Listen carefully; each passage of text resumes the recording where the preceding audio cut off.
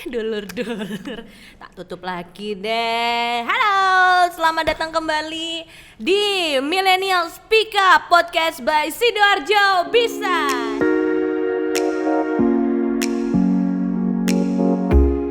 With me Marina Berlian. Di episode yang ke-10 kali ini spesial aku mau ngajakin kamu untuk nih ketemu sama sesosok wanita berambut panjang tanpa kaki.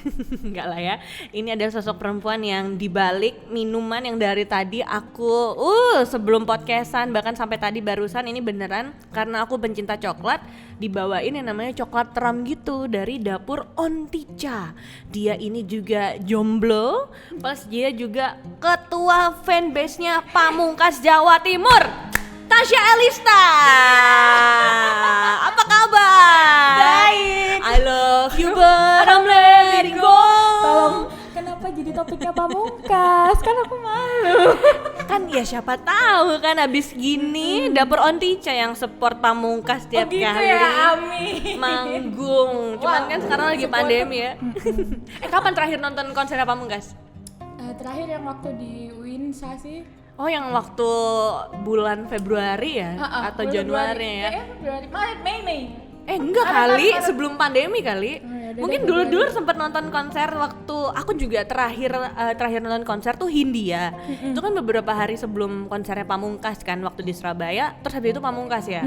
Dan harusnya pertengahan Juni Juli ini Pamungkas itu main di Malang untuk turnya Flying Solo. Waduh, nggak ada habisnya sih kalau kita ngomongin soal musisi kesayangan kita berdua, apalagi ini sama ketua fanbase-nya Pamungkas Jawa Timur. Syarat untuk masuknya apa dulu? Bentar nih, syarat masuknya apa? Nggak ada sih.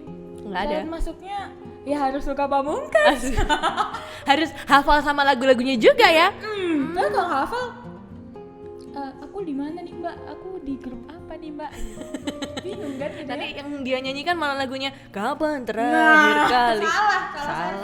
Salah grup ya. Nah, hari ini ya buat dulur-dulur di episode yang ke-10 spesial banget. Berlian boleh ngobrol-ngobrol sama Tasya Elista, ownernya dapur Ontica. Dan kalau kamu sering ngelewatin nih jembatan Jenggolo, kalau dari arah Sidoarjo kamu tengoklah ke kiri ya. Di situ ada sebuah kafe. Itu sebenarnya kafe apa les-lesan itu dulu? Itu kafe apa les-lesan? Itu kafe ada di sebelahnya les-lesan. Oh, gitu ceritanya. Tak kira, kamu juga yang punya les-lesan itu. Kafenya Enggak. adalah The Uncle. The Uncle. Oh, kamu suka om-om ternyata. Aku jadi tahu. Tasya Elista jadi Langsung mundur kok. tahu gitu ya. Kalau kamu bukan om-om, sorry tuh saya dulu ya, minggiro.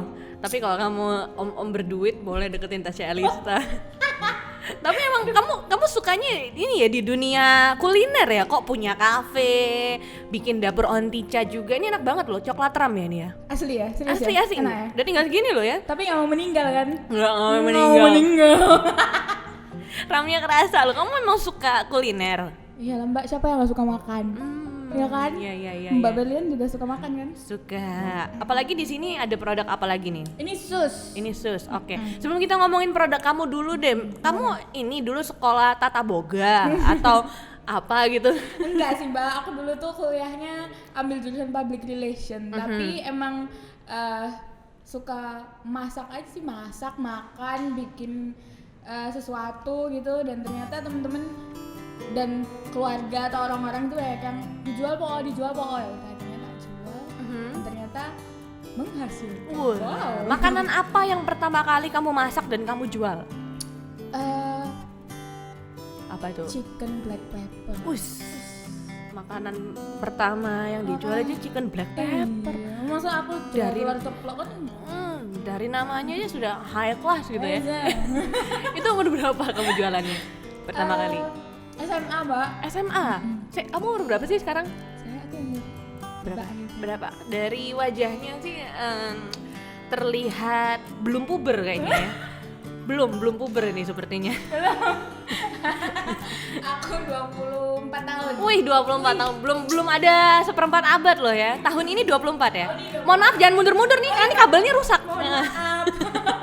24 tahun dan memulai bisnis pertama kali makanan yang kamu jual dari hasil masakan kamu adalah pas SMA dan itu langsung chicken black pepper. Waktu itu berarti zaman-zaman BBM ya?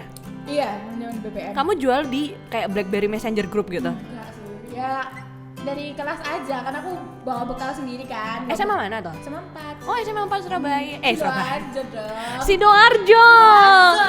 Ini udah kok lupa ingatan nih. Ini gara-gara minuman kamu nih. Ini mengandung apa ini kok bikin aku lupa aku lagi di Sidoarjo. Iya. Anak SMA 4 Sidoarjo, dulur-dulur. Angkatan tahun? Aduh, aku lulus tahun 2015. 2015 lulusnya ya, dan itu pertama kali jualannya dari kelas ke kelas. Iya. Oke. Terus setelah kamu menjual makanan itu dari SMA, kamu lanjutin pas kuliah? Enggak. Kenapa? Males. Jadi nggak ada memang niatan untuk bikin bisnis Ada dilanjutkan sih ya?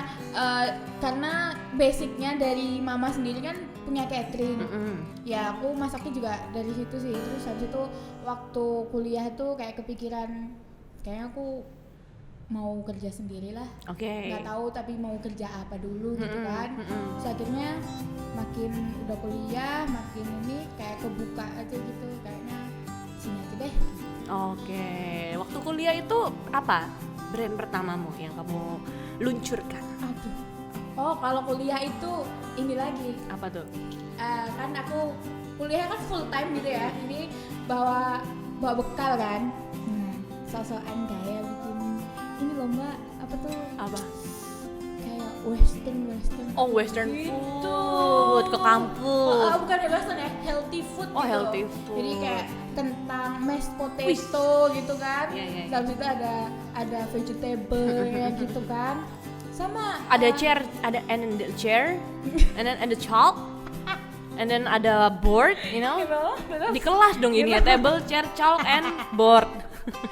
gitu. Terus itu sama lauknya tuh ya nggak jauh-jauh dari black pepper atau apa kayak gitu kan. Oh, itu pas kuliah. Pas kuliah terus temen-temen pengen lagi kan. Aduh mau dong, jual. Kebetulan di kampus aku tuh banyak anak-anak rantau gitu loh mbak. Terus mereka bilang bikin catering dong, tiap hari masakin, ganti-ganti masakannya kayak gitu. Oh, oke. Akhirnya. Wah, ini cuan nih, kali ting gitu langsung. Ting, cuan lagi. Cuan lagi. Uniknya adalah berarti kamu tuh semua serba iseng bawa makanan, terus teman-teman kamu suka. Iya kayak gitu. Waktu itu kampusnya di mana kuliahnya? Kuliahku di Prisma Profesional. Prisma Profesional. Tahu nggak? Tahu dong. Ada teman aku, dosen aku juga ada di sana. Gitu ya. Nah, berarti coba ini unik. Kalau misalnya dulur-dulur mau bisnis kuliner, berarti harus mulai dari bawa makanan sendiri, terus harus sengaja kasih ke teman kamu buat minta tester. Itu bisa kayak gitu nggak sih? Bisa jadi. Itu mungkin untuk awal kayak yang nggak disengaja ya, bisa jadi bisnis gitu kan. Tapi kalau misalnya emang niat ya ke bikin yang proper, terus kasih tester ke mungkin ke orang-orang yang memang bisa nyobain kayak gitu sih. Tapi kalau aku kebetulan caranya kayak gitu. Oh, ya menarik sih. Jadi paling enggak itu kita memancing mereka bener. supaya ngerti rasa dari makanan kita. Iya, kayak gitu. Kebetulan temen aku tanpa dipancing dibuka udah langsung mau dong gitu kan. Jadi silakan gitu. Iya. Apalagi kan sekarang kan pas pandemi gini banyak dulur-dulur yang Instagramnya semua sudah serba masak ya. Jadi chef Langsung dadakan. mendadak semua. Dalgona. Terus Cookies, soft cookies. Brownie. Sama yang terakhir tuh apa tuh?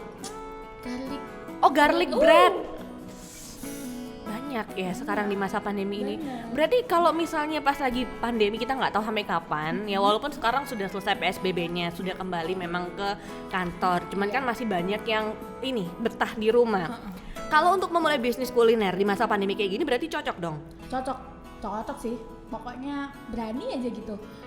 Show off apa yang kamu bisa.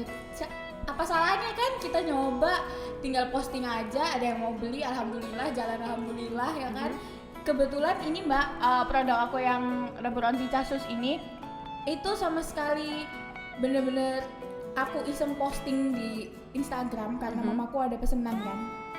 Terus itu aku posting kira-kira kalau misalnya aku jual ada yang mau nggak ya?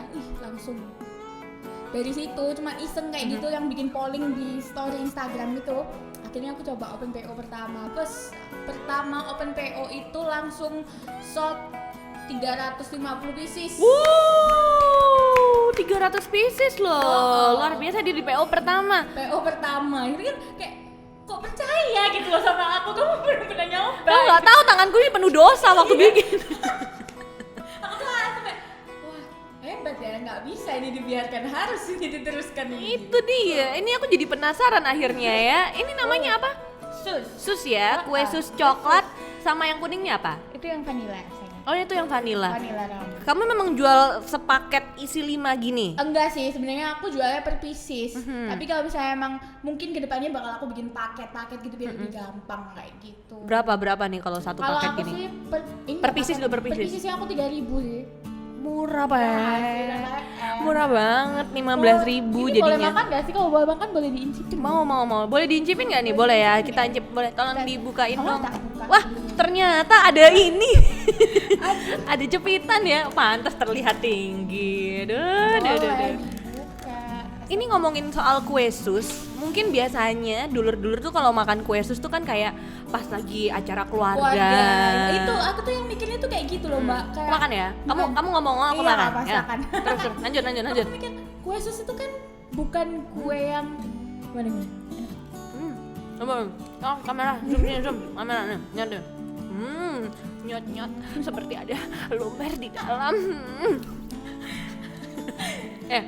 Aku tuh mikirnya tuh boleh ya dilanjut ya? Kue sus asli Indonesia loh ya, lumer di dalam. Aku tuh mikirnya kue sus tuh kayak kue jadul gitu loh, bukan yang anak-anak sekarang suka atau gimana. Ternyata enggak loh, ternyata ya banyak yang suka. Akhirnya ya Banyak, jalan aja gitu. silakan ngomong terus. Udah aku Lihat, amat. Lihat. Dulur-dulur tak taruh dulu. Nah, kalau yang ini itu cokoram. ini cokoram. Oke, cokoramnya berapaan kalau segini? Itu 13.000. 13.000 aja. Iya. Jadi kalau misalnya beli 5, 15.000 sama ini 13.000, ongkir 2.000 Sidoarjo ya. Ongkir, ongkir. Kamu gosen aja lah, aku males nganter-nganter. Dan ini kamu bisa pesan di mana nih dulur-dulur kalau mau? Bisa di Instagramnya dapur ontica_ atau bisa di Instagramku sih. Nah, dapur Ontica ya, ONTICHA_. Tapi kamu tadi bilang kalau kamu mulai bisnis ini di Instagram, di Instastory iseng-iseng. Kalau misalnya mau mulai bisnis kuliner di masa pandemi kayak gini, berarti harus punya followers banyak dong. Tergantung sih, Mbak. Aku followersnya nggak banyak-banyak banget, tapi yang lebih penting itu kualitas dari followersmu daripada jumlah followersmu, ya kan? Iya. Kalau misalnya walaupun followersku cuma di angka masih 1.000 lah ya. Itu normal loh ya. Angka 1.000 tuh normal loh ya untuk banyak orang. Terus. Ya udah dari situ justru waktu aku bikin usaha kuliner online gitu kan, justru mereka bertambah followersnya dari situ. Oh, Justru gitu. dia mendatangkan konsumen gitu. Berarti ada peluang ya di masa pandemi ini ya untuk kuliner ya? Besar sih kalau menurutku, karena ya orang pasti kepenginan lah ngelihat orang di Instagram, di Instastory makanan tuh pasti kepengen kan, Mbak. Cara mulai bisnisnya di masa pandemi kayak gini, khususnya buat yang newbie harus gimana? Sering posting Instastory? Sering posting Instastory, makananmu harus enak, fotonya harus bagus. Oke, sering posting Instastory, kuota yang penting ada wifi ya. Terus juga kualitas makanan, berarti harus sering-sering trial and error. Yes. Terus juga harus foto yang bagus, foto produk, berarti harus pakai jasa food photographer. Enggak sih, sekarang tuh kita foto hunting aja pakai HP bisa kan. Pinter-pinter ngulik aja gimana cari referensi. Kalau pakai HP foto makanan yang bagus tuh kayak gimana, kayak gitu. Dan yang paling penting harus ada followersnya dong buat beli. Itu. Nah, terus juga kalau mau bisnis kuliner, apa iya harus ngikutin tren makanan yang sekarang kayak tadi kita udah sebutin ya, ada yang baru-baru ini garlic bread Korean, terus juga Ini apa aku enggak. soft cookies gitu. Kamu enggak ya? Kamu enggak ada menu salah satu menu itu? Gak ada. Ah. Tapi aku nyobain bikin semua sih. Tapi? Karena kalau misalnya yang hype itu menurutku justru dia nggak long lasting. Jadi cuman segitu aja kan. Itu kalau misalnya kita pinter untuk bikin itu jadi long term, that's a good way gitu ya. Tapi kalau misalnya kita cuman saat itu aja, ya udah kamu kedepannya mau ngapain gitu kan. Nah, jadi walaupun sekarang yang hype, mungkin kalau mau dicoba awal-awal nggak apa-apa, Nggak tapi masalah. harus pikirin menu lainnya setelah Iya, itu ya. bener. Jadi inovasi, perkembangan. Gimana caranya kita harus bisa berinovasi, khususnya kalau kita masih pemain baru nih? Banyak-banyak lihat referensi sih. Referensinya dari mana biasanya? Kalau aku sih dari Instagram, dari datang-datang ke kafe-kafe lain, atau dari nyobain makanan-makanan yang sama kayak aku. Terus aku cari nih, ini misalnya dari sus nih ya, ini sus ini produknya apa ya, diapain lagi ya. Pertama kan aku cuma jual yang vanilla aja. Oh gitu. Pertama aku cuma jual vanilla. Terus habis itu coba bikin rasa coklat deh. Akhirnya aku bikin rasa coklat. Udah jadi 2 rasa, coklat sama vanilla. Terus apa lagi ya yang bisa orang tuh nggak bosen gitu loh, biar ada yang baru gitu. Akhirnya aku bikin Susunya, minumannya juga. Menarik sih, berarti kita harus cari produk yang mungkin sama kayak yang kita buat supaya kita bisa berinovasi. Oh ternyata ada ya kue sus model yang begini. Iya, Oh ada yang begini, ada yang A, B, C. Nanti kita sesuaikan sama mana kemampuan kita untuk bikin kayak gitu. Nah, ngomongin soal ini promosi makanan, kamu kayak ngendorse juga nggak sih? Perlu nggak sih kita itu ngasih gratisan ke teman-teman kita atau ke orang-orang tertentu untuk dipromosikan? Ada kalanya perlu untuk cari engagement. Jadi kayak apalagi orang yang menginfluence. Anjing! Influence. Itu beda. Penting, nggak bisa penting, bisa enggak. Kalau misalnya dari aku sendiri mampu untuk, tapi nggak mungkin lah ya kita nganuin sendiri, kita pasti butuh orang lain buat bantuin kita. Jadi nggak ada salahnya kita ngasih produk kita ke. Nggak boleh pelit-pelit ya di awal ya. Nggak boleh pelit-pelit. Soalnya kan ada yang bilang kalau di Instagram, kalau misalnya bisnis teman kamu nggak boleh ditawar, nggak boleh diminta gratis, katanya gitu. Gimana tanggapan kamu sama yang namanya harga teman? Atau barang ngasih ke teman lah ya bisnis, gimana? Aku sebagai pemilik usaha, tanpa kamu minta, kalau misalnya aku mau, aku bakal ngasih.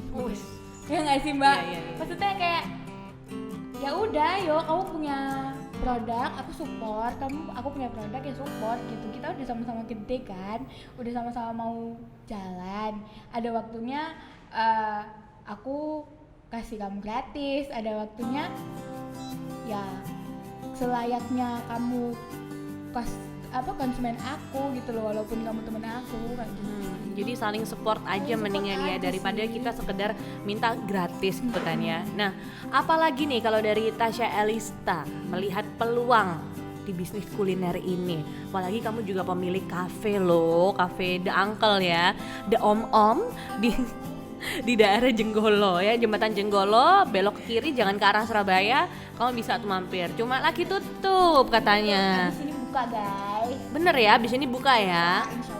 Nah, kamu pemilik kafe dengan usia masih 24 tahun, Mbak. Layak dirapi. Gimana perjuanganmu 4 bulan 6 bulan terakhir ini ya? Ya, selama pandemi ini aku tutup total. Jadi aku larinya ke bisnis ini. Ya, tetap jalan aja sih. Tetap jalan ya. Nggak apa-apa ya. Nanti kalau misalnya dulur-dulur mau mampir, mau nongkrong-nongkrong di The Uncle, semuanya akan dibuat Uncle tuh jus bar, jadi aman. tidak ngopi. Oh, nggak ngopi. Kamu nggak suka kopi toh? Asam lambung. Oh, asam. Ya Allah. Makanya untung aku tuh tadi minum ini sempat mikir nih ada kopinya apa enggak ya. Ternyata pure coklat. Padahal Terus aku suka kopi. kita tim asam lambung. Iya. peserta tim Pamungkas juga. Wasik. Ya. Ada tips and trick lagi nggak nih buat dulur-dulur yang mau mencoba peruntungannya, peluangnya di bisnis kuliner ini? Oke. Kalau dari aku sih jangan nanggung kalau misalnya mau nge-explore ya, mau explore aku cuman bisa bikin nasi goreng gitu. Misalnya kan. Jangan nanggung kayak cuman bikin nasi goreng terus cuma nasi goreng aja gitu, nggak tahu diapain, kayak kreasi aja terus. Jangan ragu, jangan minder, jangan kayak iya nggak ya, jual nggak ya gitu. Kalau misalnya kita konsisten, kita bikin terus, kita coba terus, kita pasti. Perlu punya tim nggak?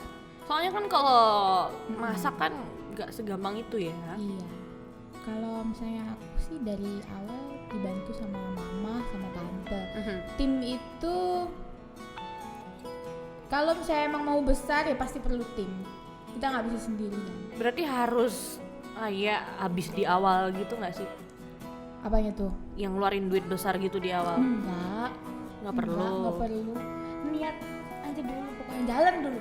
Terus itu kan karena kamu udah punya kafe, gampang aja bikin kayak gini. Aku tuh punya kafe juga nggak aku sendiri yang bikin loh, Mbak. Oh ya? Bareng-bareng? Iya. Sama saudara-saudara? Iya, sama keluarga, sama kakak. Emang ini modal berapa dulu sih kayak gini nih? Ini tuh modalnya nggak sampai 150.000. Sumpah? Iya, di awal kan. Di awal. Udah malah nggak modal sama sekali, yang cuma posting doang kan di Instagram. Oke. Udah kayak gitu. Kalau misalnya nggak ada yang pesen, ya udah nggak bikin. Ternyata ada yang pesen, modal. Udah. Dari masa pandemi yang sampai 300 pieces ya. Iya. Sampai sekarang. Gimana bisa konsisten? Apalagi mungkin buat dulur-dulur yang aduh aku ya kerja iki, ya apa? Jadi kayak misalnya punya kerjaan sampingan gitu ya, kayak konsisten gitu ya. Sekarang pertama siapa sih yang nggak mau duit ya kan? Buat jajan, buat beli-beli belanja-belanja gitu. Kayaknya kalau untuk mengkonsistenkan diri untuk open PO 1 minggu sekali nggak berat deh. Ngelihat hasil yang kita dapat, ngelihat pokoknya kita tetap produktif aja gitu. Kayaknya itu nggak berat. Pokoknya yang penting adalah konsisten, mau kerja dikit aja, mau kerja soro dikit aja.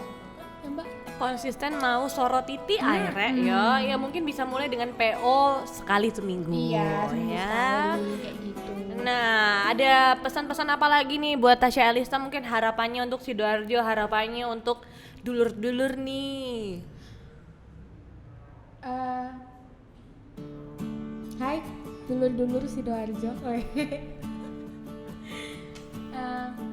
Sidoarjo ini banyak banget orang-orang hebat, pemuda-pemuda hebat yang kreativitasnya tinggi banget di berbagai bidang gitu ya. Nggak cuma di kuliner tapi pokoknya semua industri kreatif lah. Sidoarjo tuh sekarang lagi berkembang-kembangnya. Jangan ragu, pokoknya ya aku bilangnya berani aja sih, pokoknya jalan. Kamu mau coba ini, coba, nggak usah kayak tuh nanti orangnya gimana, nanti nggak usah kayak gitu. Yang penting kalau misalnya kamu yakin kamu ngerjain itu bener, kerjain aja, jalanin aja. Selama kamu yakin itu bener, jalanin aja dulu ya. Oke, nggak usah kalau terlalu gitu. Orang-orang sekarang tuh apalagi takut-takut. Takut-takut ya Mbak. Terus kayak nanti orang lain gimana ya, nanti tanggapannya gimana, mikir banget. Aduh, nanti kalau aku ngedit gini, kalau aku posting ini nanti gimana? Iya, kamu kalau kelamaan mikir kebayang bikin asam lambung. Ya? Kamu seperti menamparku. Thank you so much ya Tasya Elista ya untuk obrolannya hari ini, seru banget. Dan juga makanan dan minumannya yang bisa sekali lagi kamu order dulur-dulur ya di Dapur Ontica. Dan nantikan juga nih ya openingnya lagi ya, reopening dari The Uncle ya. Cafe The Uncle ada di sebelah kiri Jembatan Jenggolo. Mampir ya Mbak? Mampir dong, ajak-ajak ya nanti ya. Sambil nanti pokoknya puter lagunya Pamungkas. Oh siap. Oke deh kalau gitu, thank you Tasya Elista. Sama-sama. Thank you juga buat dulur-dulur yang udah nonton dan yang juga udah dengerin di Spotify, yang nonton di YouTube juga. Instagram kita jangan lupa di follow buat tahu nih terupdate-nya kayak gimana dari kota Sidoarjo. Kabupaten. OTW ya, buat nanti kan Desember kita mau ada pemilihan nih juga, pastikan dulur-dulur punya kesiapan untuk memilih, kenali calon-calonnya juga, banyak yang keren-keren, tapi ada satu juga yang keren nih ya. Ada 2, 3, 4, 5, 6, 7, 8, 9, nggak tahu saya berapa sih calonnya. Nggak tahu Mbak, banyak. Aku juga banyak, nanti kita akan update dan kasih tahu ke kamu. Pastikan juga selalu up to date di Instagram kita di sidoarjobisa.id. Aku Marina Berlian pamit, ketemu lagi di episode selanjutnya di Millennial Speak Up Podcast by Sidoarjo Bisa.